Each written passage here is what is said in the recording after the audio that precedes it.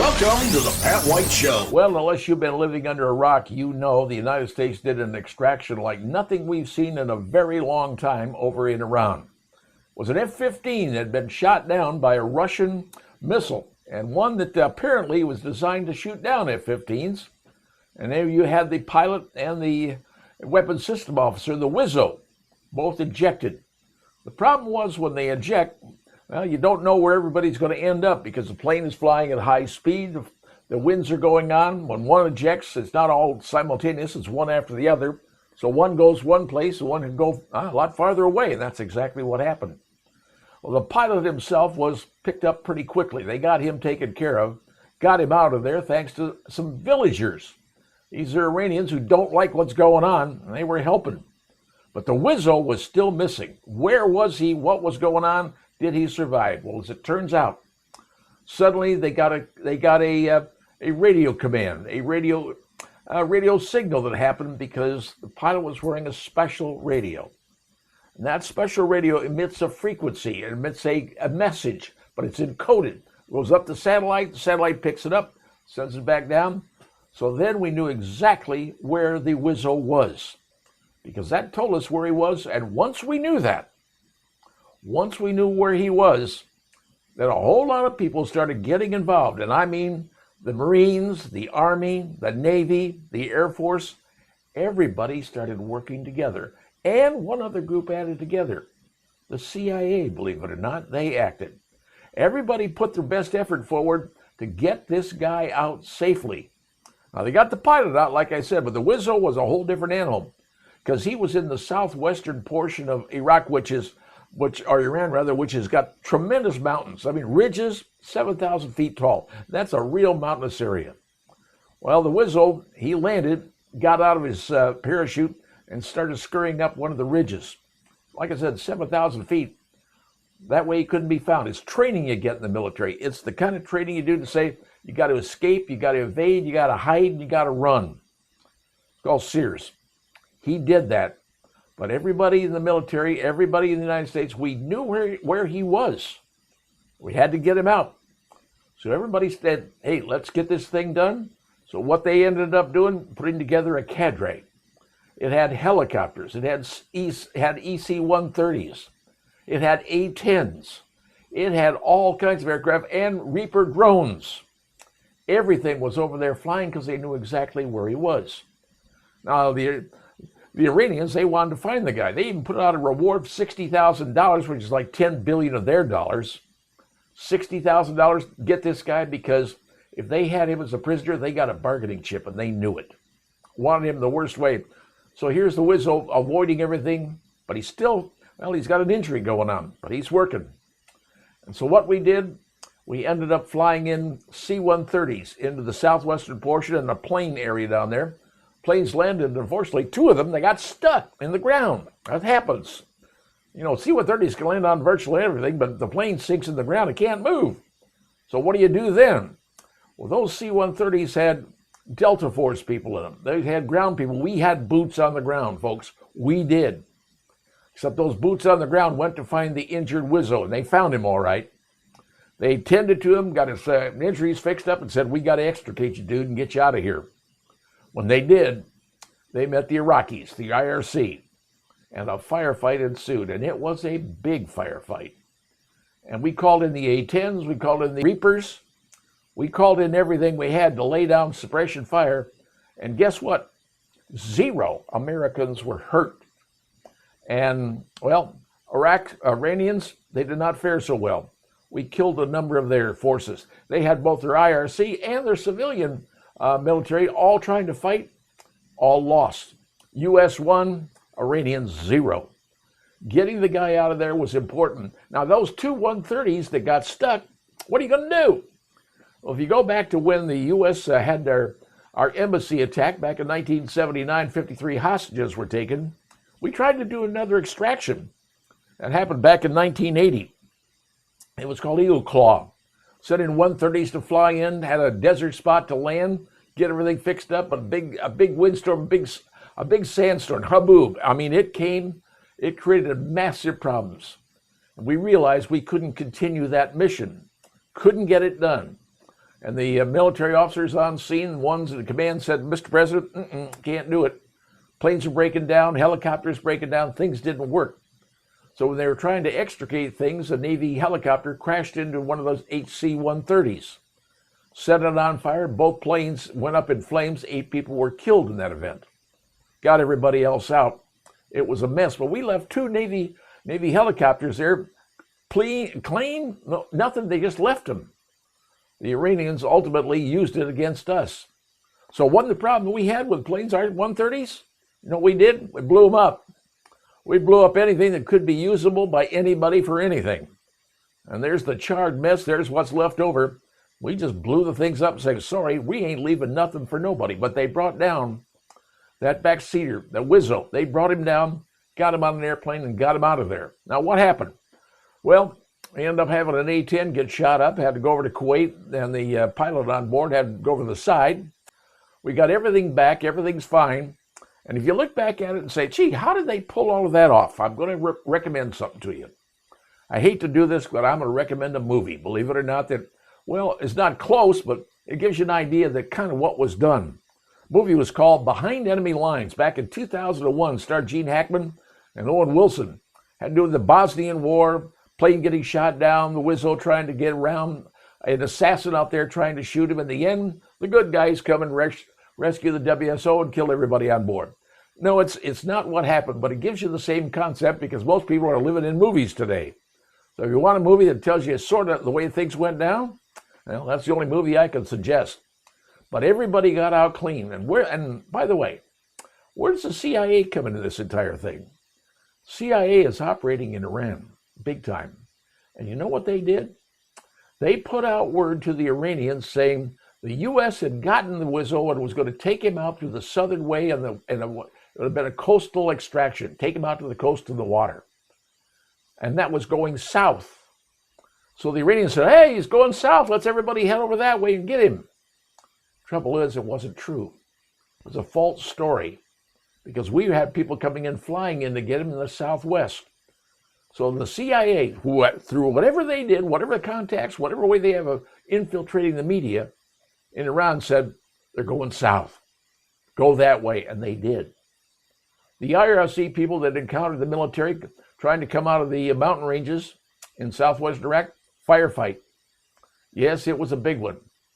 But all the Iranians, they died because we brought in A-10s, we brought in Reapers, we brought in everything we had to say, hey, you ain't going to live through this, dude, and we proved it. As a result, both crewmen are back and safe. They're going to survive. All the people involved, whether they were Delta Force, whether they were the Night Stalkers, whether the Air Force PJs, everybody worked together. We lost nobody. And we came and said to Iran, hey, you want a cha-cha? We'll show you how to cha-cha. So all things that kind of end this well, they did end well. Not so much for Iran. Well, now there's more to get done. And we proved to them, don't mess around with us. And I'll tell you the entire time, you know who was watching all this? China and Russia. They were watching how the United States military functioned, how they were able to get the guy out, and what maneuvers and what things they utilized to accomplish it. So they were observing the entire time, saying, that's the way the military works. The military proved that they are tough, they are strong, and they leave no man behind. And they didn't. And it was very successful. Nobody lost, no lives lost on our side, a whole lot more on the Iranian side. And now they have learned something. Don't mess with Uncle Sam, because when you do, it ain't going to turn out good. Or as the saying goes, F-A, F-O. And now you know.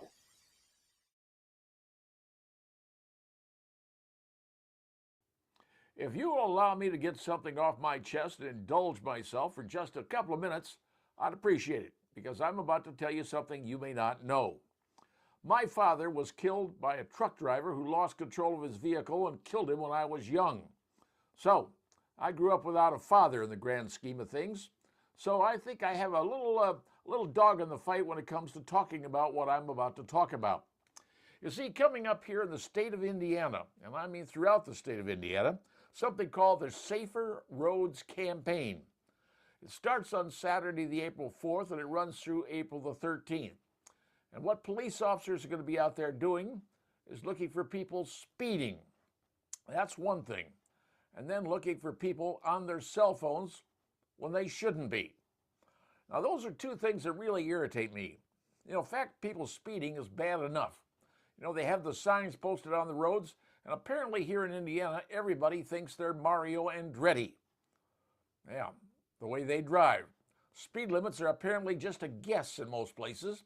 People go by you like you're standing still. They're standing jokes talking about driving down the interstate, the right lane, the left lane, the passing lane, and how people go as fast as they want to go because they think nothing's going to happen to them and they're not going to be, not going to be ticketed, charged, or anything else. That's one that really bothers me. And the biggest place I see it is in school zones. In school zones, when the traffic light and the light is blinking, it says 20 miles an hour. 20 miles an hour. So what I do is I slow my car down to 20 miles an hour. I'll get somebody who's riding on my bumper who's as close to me as they could probably kiss my bumper if they want to, because they're angry that I'm driving 20 miles an hour in a school zone where the light is blinking. Those are the law, folks. It's 20 miles an hour. Now I'll say to myself, why isn't there a cop around when I need one? One to pull this person over and give them a ticket. Well, that's vent number one that angers me, but let me tell you vent number two that's even worse. Vent number two is people talking on their cell phones. We have a law in Indiana, believe it or not. It's called the hands-free law, and that was enacted many years ago that says you can't be on your cell phone while you're driving. Well, apparently here in Indiana, they either one, don't know the law, or two, ignore the law. But you're not alone, frankly, if you're doing that, because Tiger Woods, in his most recent crash down in Jupiter Island, Florida, said, well, he was on his phone and he was jiggling with the radio and he didn't see what was going on, and that's the reason he got into a wreck and overturned his Land Rover. That's what he says. That's his complaint, or that's his what he's filing, and that's what he's going to stand on when he goes in front of a jury of his peers. Not that I'm sure there's any people who've got as much money as he does on a jury. Just a sidelight opinion. But the thing I hate most is seeing people on their cell phones, especially when they're in an intersection at a stoplight and they're standing there, or they're sitting in a car talking to somebody, and you see them doing it, and the light's green. Now, you want to honk your horn at them, but they're going, nah, don't want to get into a thing, and don't want to get into a road rage situation. But they're just sitting there talking. Most cars today, newer cars today, it's all electronic. You push a button on the steering wheel, you can talk to someone. It's interconnected on your car. But apparently a lot of people who don't have that say, it doesn't matter, I'm just going to talk on my cell phone because I want to. Well, there's law. There's laws that we have on the books, and they're going to be enforced, at least I hope they're going to be enforced, from the 4th of April to the 13th of April. Now I realize many folks are going to go, well, I'm just going to slow down. I'm going to not touch my cell phone from the 4th to the 13th, and then I'm going to go back to using it because the police will no longer be watching. Sadly, that's probably what's going to happen. But I can tell you, as one who lost a parent to people driving, that I hope they enforce the laws, not just the 4th through the 13th, because in 2023, there were 249 speeding fatalities here in the state of Indiana, and 47, I thought it was 49, but it's actually 47, 47 distracted fatalities just in 2023.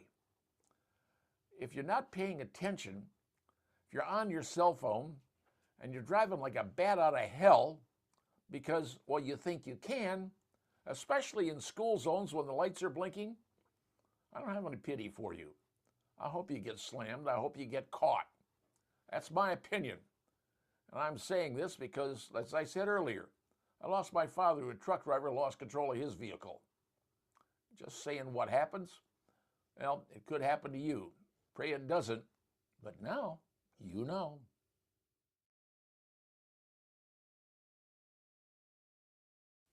Well, if you spent any time driving up and down I-69 on the southwest side of the city in recent months, you've probably seen something going on over near Bass Road.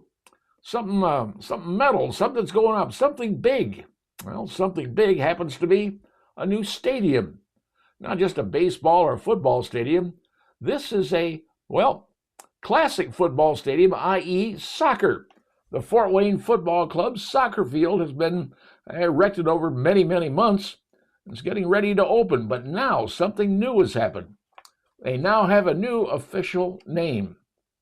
And this is a pretty big-time name when you think about it, because this company that is sponsoring the naming rights on this facility is known to do other sponsorship nationwide. Things like NASCAR, the Indianapolis Colts, the Andretti Autosports, Cincinnati Reds, Columbus Blue Jackets, and even the Ruhoff Music Center down there in Noblesville, Indiana. Yep. Turns out Ruhoff Mortgage is now the new naming sponsor of the new Fort Wayne Football Club Stadium, and it's going to be called Ruhoff Mortgage Stadium. That's right, it seats over 9,000 people. It's the largest of its kind in northeastern Indiana, because not is it only going to host, soccer games, it's also going to be hosting concerts. That's right, concerts. Northeastern Indiana, putting roughly 10,000 people in a facility under the stars for a concert, could be pretty doggone interesting. Not saying that they can play other places in Fort Wayne, they can, but sometimes an outdoor facility works really well for certain artists. So, the new stadium on 69 as you drive down there by Bass Road, well, that's the Fort Wayne Football Club's new stadium, new name, the Ruhoff Mortgage Stadium. And the only question I have is, are they going to put in an off-ramp on 69 over toward the stadium?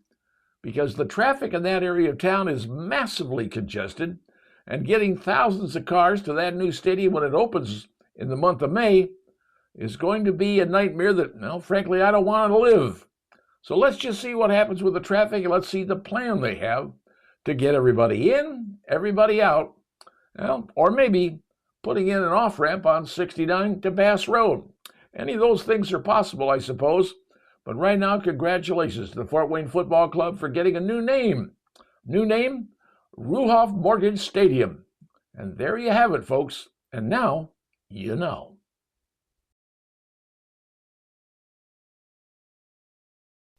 Well, what do you say we spend a few minutes talking about the price of gasoline? Because, everybody's talking about the price of gasoline. What it is, what it was, what it could be, what it used to be, whatever it is, we're talking about the price of gasoline. That's all everybody seems to talk about. But let's remember back at the previous administration, what the price of gasoline back was a couple of years ago. A few years ago, back in the COVID days, remember in some places it was close to $5 a gallon. It was over definitely $4 a gallon here in the Midwest. And that was during the COVID issue going on. But here we are now in the Iran situation and the gas being cut down because the oil can't get through the Strait of Hormuz, at least about 6 million gallons a day. That takes care of India, Japan, China. But things have to get adjusted around. Price, it got pretty close, $3.99, $4 a gallon. We definitely saw that. But now, I went out and filled up today, and it cost me $3.65 a gallon, I believe, what it paid to get my car filled up. But what is the average cost of gasoline here in the state of Indiana? Well, in Fort Wayne, the average cost is $3.71 per gallon. And the average cost across the entire state of Indiana is $3.96 per gallon. Now, we're paying, about almost 30 cents a gallon underneath what everybody else is paying. Well, that's just the way things work out with gasoline, because gasoline is a commodity. And right now, you got a strike going up at the big plant up in Whiting, Indiana, BP plant up there. And you had an explosion down south in one of the other refineries. Now, for the people out in California, Washington, Nevada, Oregon, they're seeing gas over $5 a gallon for regular. Why? Well, because there really aren't any refineries anymore. They pretty much left the state of California. I think there's one, maybe two left in the entire state. And that's where they get their gasoline from. So now they may have to get their gasoline from, across the pond in Korea. That's maybe what could be happening on the West Coast. There aren't any refineries there because they've been put out of business with regulations and taxes. Where's the cheapest gasoline you can find in the city of Fort Wayne right now? Well, you got the Costco and the Sam's. They average about $3.71, $3.75 a gallon. There's a BP on West Jefferson selling for $3.12 a gallon, but this is the one you got to love. I don't think it's currently being sold at this, but at least I know people who've got gasoline at this particular Marathon Station on North Clinton Street. Marathon Station, North Clinton, just south of Coldwater Road, or just south of Coliseum. $2.75 a gallon. Now, I think that was a serious issue, a serious problem, a serious mistake somebody made. But people were able to get their gas for $2.75 a gallon. Well, I'm sure they did, and they filled up, and God bless them for that. There's a BP on North Anthony at their at Crescent. They're selling it for like $3.20 a gallon. But yes, the cost of gasoline is up right now because it's a commodity. When everybody figures out, well, how much is it going to be? The price of a barrel is over $100 a barrel. Because once again, who's going to get oil and who's not going to get oil? And what happens to that 5 to 6 million gallons a day that's being bottled up in the Strait of Hormuz? They're trying to figure a different way to move it, which is fine. But ultimately, the price will come down eventually. And as soon as the problem is taken care of and Iran is told, you got to stop blocking stuff going through the strait. And I think that will be happening sooner than later. Because you can't keep fighting when everything is gone. And, well, as George Patton said, you stop a war when the other guy is tired of dying. Well, kill more of them than they kill of you. And eventually they're going to have to give up. And then we'll see what happens in the country of Iran. But right now, the average gas price in Fort Wayne is $3.71. Some people are getting it for lesser amounts, but average in the Indiana, $3.96. Count your blessings, folks. We ain't doing terribly bad. And if we lived in California, $5 a gallon? Yeah, that's what they're dealing with in that state. And it ain't getting any better. It's going to get worse. And now, you know.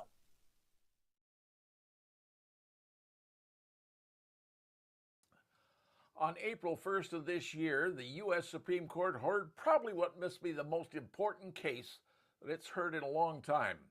And it deals with citizenship. You being a citizen, me being a citizen, and whoever is born here being a citizen in the United States. This court was argued for 2 hours. Both sides got to speak their piece, if you will, and even the President of the United States, for the first time in history, actually attended the arguments that happened in the Supreme Court. Here's what they're arguing about. Donald Trump sent out an executive order saying, if you're an illegal alien and that child that you have is born in the United States, it's not automatically a citizen. And you're saying, well, wait a minute. The 14th Amendment clearly states that. You're born here in the U.S., you're a citizen. Here's something to understand about that, the 14th Amendment, because here's what it says.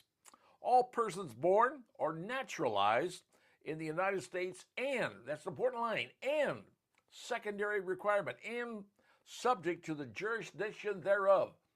That's the point that's being argued. Subject to the jurisdiction thereof. If someone's an illegal alien, comes to this country, gives birth to their child, who are they subject to? The jurisdiction of what country? The country they're from. That's what's being argued in the U.S. Supreme Court, and that's what they're going to have to decide if that's the real rule. Now, a lot of people say, well, hey, wait a minute. 1898, there was a decision. 1898, the Joachim Ark decision in the Supreme Court.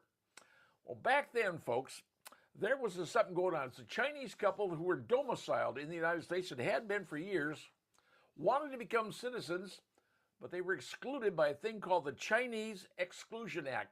Way back then, Chinese people really weren't allowed to become citizens. That was the way they were treated back then. But the Supreme Court says, wait a minute, English common law says, regardless, it's who you show your deference to.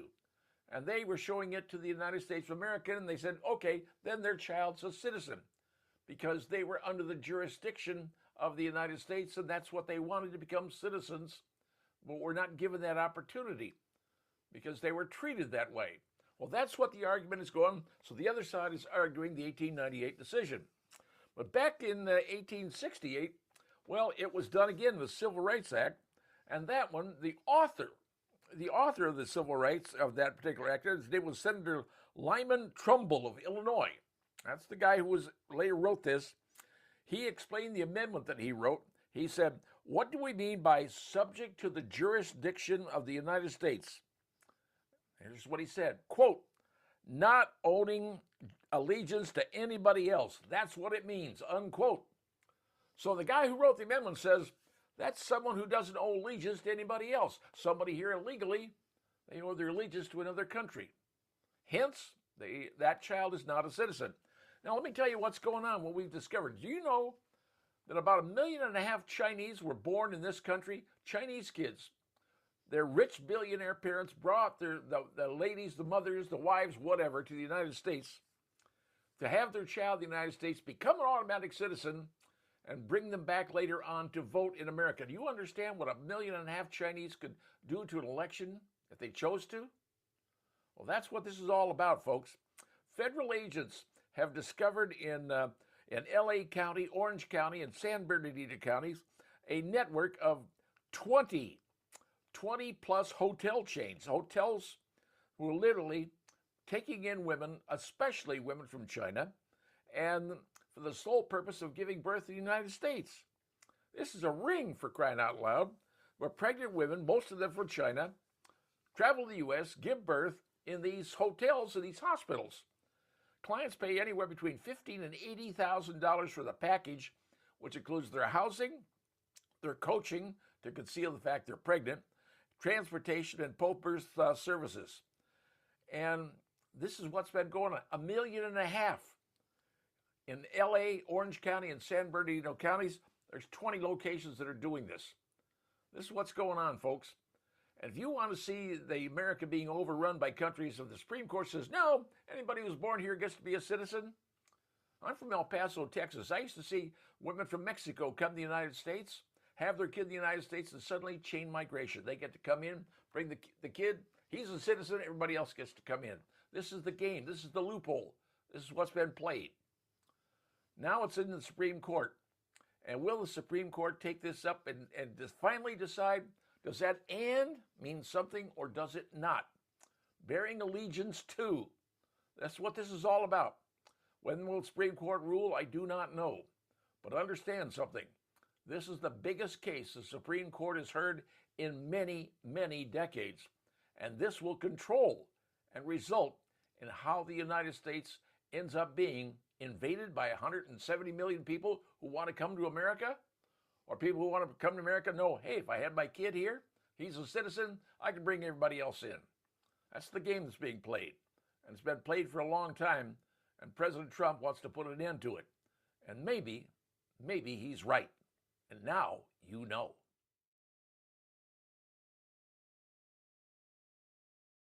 I want to talk to you about a picture I recently saw from a mall in Georgia.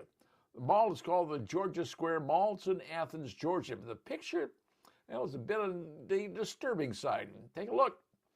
This is a scene showing where for Easter, the Easter Bunny has his hatch. Call it whatever you want, but that's him sitting there on his little couch waiting for kids to arrive. But if you look really close, you don't see any kids. You don't see any attendants. You don't see any elves or whatever they call the Easter Bunny's help to help him help with the kids. Why? Because nobody apparently is there to sit on the lap of the Easter Bunny. Now that may get you to thinking, wait a minute, who goes to an Easter Bunny and asks for chocolate? I don't know. I understand the concept of kids going to the mall to see Santa, because when my kids were young, we used to take our kids to the mall or to wherever it was to see Santa, because that was a big day to them. That meant a lot to them. But things have changed over the years. Things are getting different. Is it the fact that people don't want to have kids sitting on Santa's lap? Maybe. Is it because people don't want the kids talking to the Easter Bunny? Maybe that too. Or it's a bigger problem. The bigger problem is people don't want to go to malls. Is that the issue we're seeing? Because all around the United States, malls, as we know it, are starting to become a dying commodity. And even the largest mall in the world, the big giant mall up in Minnesota, the Mall of America it's called, is now having people, and the corridors are going dark in that mall because stores are closing their doors. Stores are leaving even the largest mall in America, smallest malls in America, they're all leaving. Why? Well, do people want to go to malls anymore? Do you want to go to a mall? Ask yourself this. When was the last time you went to your friendly local mall and walked around the mall? I know for me it's been I don't know, 5, 6, 7 years. Haven't been to a mall, have no interest in going to a mall. If I do go shopping, I want to go to a place that's quick and easy, a place I can park close, walk in, get what I want, walk out. Not having to be there in the midst of 10,000 cars and finding my way in and taking me a half a mile to trudge to a store. I want to get what I want now and I want to get out. But there's a bigger thing that may be happening in today's society that we're going to have to get used to. More and more people are not shopping in stores. They're not going to the brick and mortar like we used to do. They're going to their TV, their computer.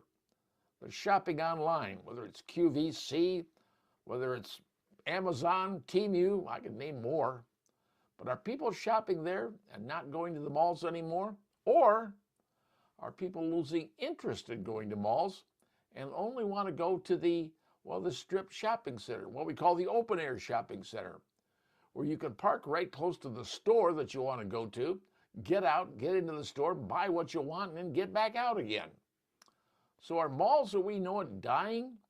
Across the United States, the numbers indicate that malls are closing up, and big stores are leaving malls.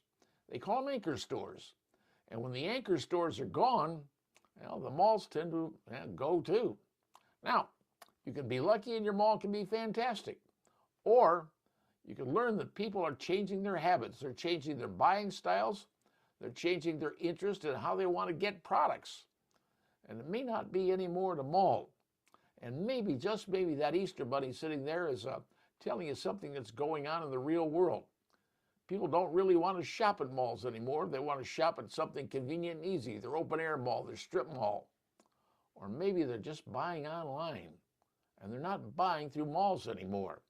And if that's the case, malls and any strip shopping center could be in very, very big trouble, especially mom and pop stores, because most of them are not on the internet.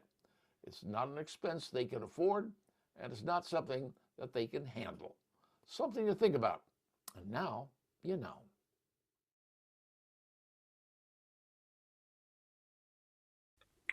Well, the Easter season is upon us, and I'm about to make a rant about something involving Easter that may affect, a few folks, and it may affect even you. When I was a kid growing up in the last century, that's a long time ago, folks, one of my favorite things on Easter was to get something special in my Easter basket. And you know what it was? I'll tell you what it was. It was this. It was the Reese's Peanut Butter Cup. This, friends, I have been eating for more years than I could possibly tell you. Now, in my youth, I loved them a whole lot. As I grew older, I had to find other things to eat because, Mother Nature's not good to people to eat this kind of stuff too much. But I like a Reese's Peanut Butter Cup. But a few years ago, I guess back maybe 4 or 5 years ago, the taste of the Reese's Peanut Butter Cup didn't taste the same. Something was amiss. Something wasn't right in those Reese's Peanut Butter Cups that I've been eating for years and years and years. Turns out, H.B. Reese had the company that started the Reese's Peanut Butter Cups, and, many years ago, he sold his company to the Hershey Candy Company. Now, Hershey's is a big company, and they produce a whole lot of stuff, and they've been producing the Reese's Pieces and the Reese's Cups for many, many years. But something changed about 5 years ago. Something in the taste. It wasn't right. It had a different taste to it, a different feel to it. And so I kind of quit eating them. I just didn't like the taste of them. They just didn't taste right. So, like many people, I stopped eating them. Maybe it was you. Maybe you weren't the only ones, because I certainly could taste it.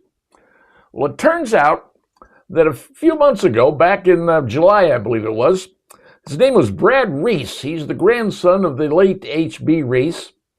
And he went on LinkedIn, that's the website, and said, hey, Hershey's has been messing with the ingredients in the Reese's Peanut Butter Cups. They're changing the formula, and it doesn't taste the same. He said they actually got some stuff and had to throw it away. He said it's like fats and all sorts of stuff they're using, but it's not chocolate. Why?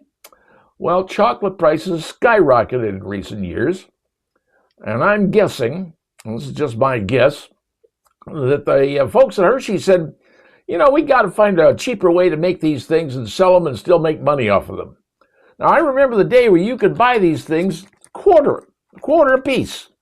This thing cost me about $2. Same product. But apparently they may have changed the ingredients of the Reese's Cup, as Mr. Brad Reese said. Now, other members of his family says, no, we have nothing to do with Brad. He's an outsider. We're not messing with the Hershey Company because they know what side of the bread the butter's on and they're eating the bread. But he said there's something wrong. Well, it turns out the Hershey Company has now come out and admitted they changed the ingredients in their certain products. They said, oh, well, it's only about 3% of the products they have. And Hershey makes a lot of products. Only 3%. Well, apparently one of those was Reese's. And now they're going to change back and start using milk chocolate and peanuts in the Reese's. Now they're saying, no, we use classic peanuts. We roast the peanuts, make them just right. Ain't the peanuts I'm worried about, folks. It's the chocolate. Chocolate is what makes the Reese's peanut butter cups what it is. Yeah, you get the peanuts, the peanut stuff on the inside, but then you got to have the combo. That's what works. And when one of them ain't working, it ain't working all across the board. So where do we stand now? Well, according to the Hershey Company, they are going to change their recipe, bring back traditional chocolate by 2027. Now, I understand the cocoa prices have gone down around the world simply because of lack of demand, supply and demand, if you will. So now it looks like Reese's is going to go back to being the original Reese's that I remember. My favorite. I've been eating these since the last century. Now, it turns out it's not just the Reese's peanut butter cups. I am told by people who like these, Kit Kats. I'm not a fan of Kit Kats. My granddaughters are, I think, but I'm not. But apparently these have changed too. They have a different taste to them. And could this be one of the 3% of the Hershey's products that have been altered? They're not using real chocolate? I don't know, but I'm guessing it's probably true. So, are they going to go back to Kit Kats and maybe make them taste like they're supposed to with real chocolate? One would hope, if they've altered these. But overall, just so you know, I've been a fan of the Reese's Peanut Butter Cup since I was a kid. And I knew when they changed the taste, the flavor was totally different. Something was messed with. I stopped eating them. And now come to find out, Hershey's has admitted they altered the candy. They altered the Reese's Peanut Butter Cup and whatever else they altered to save a buck. Something you need to know about, and now you know.